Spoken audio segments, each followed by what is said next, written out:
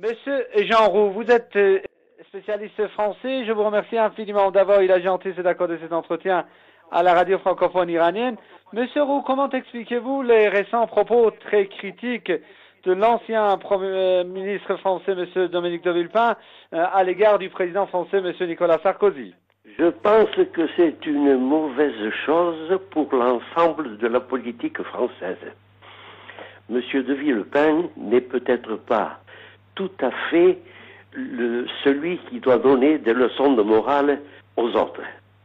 Mais en dehors de ça, au départ, ces règlements de compte qu'il y a entre hommes politiques et qui ont toujours des esprits de revanche me rappellent un film américain, Règlement de compte à hockey choral. Et c'est une très mauvaise chose pour l'ensemble de la politique française et pour la France elle-même. Autrement dit, vous voulez dire, M. Roux, que cela va donner une image négative de la France, de la politique française? Oui, absolument. Ces échanges verbaux qui sont plutôt brutaux, qui sont mauvais, provoquent un malaise. Et provoquent surtout un malaise chez les Français parce qu'ils finissent par se demander, ça les choque, et ils se demandent si la valeur de nos gouvernements n'est pas à la hauteur de la tâche.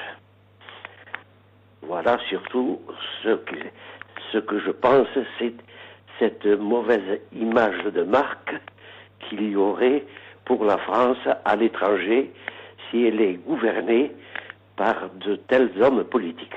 Monsieur Roux, l'intéressant, c'est que l'UMP, le parti au pouvoir, réagissant à ces propos de Monsieur Dominique de Villepin, a dit avoir l'intention de le marginaliser. Qu'est-ce que vous en pensez? Eh bien, je pense qu'ils veulent profiter de cette occasion pour l'écarter de la liste des prétendants à la prochaine présidentielle. Je pense que c'est la première chose qu'ils doivent faire. En un mot, je ne suis pas pour Villepin, mais je reconnais que ces critiques vis-à-vis du président ne sont pas justifiées, d'autant plus que lui-même a passé sa vie au milieu de cette politique et dans le fond, il ne fait que renier il renie les avantages qu'il a eus lorsqu'il était Premier ministre et qu'il a fait exactement la même chose que les autres, que ses prédécesseurs et que ses successeurs. En un mot, il ne doit pas donner de leçons, il n'en a pas le droit parce qu'il ne l'œuvre pas et il n'est pas en mesure de pouvoir donner des leçons aux autres, car lui-même a beaucoup à se reprocher, spécialement dans la part qu'il a pris dans les gouvernements précédents, et surtout quand il était Premier ministre. Il ne doit pas se glosser et se féliciter de son passage dans ce ministère.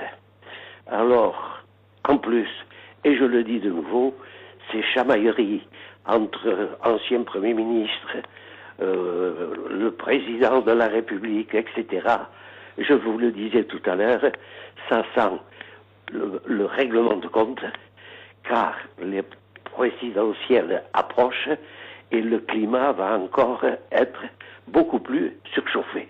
Et ce n'est pas à l'avantage de la France.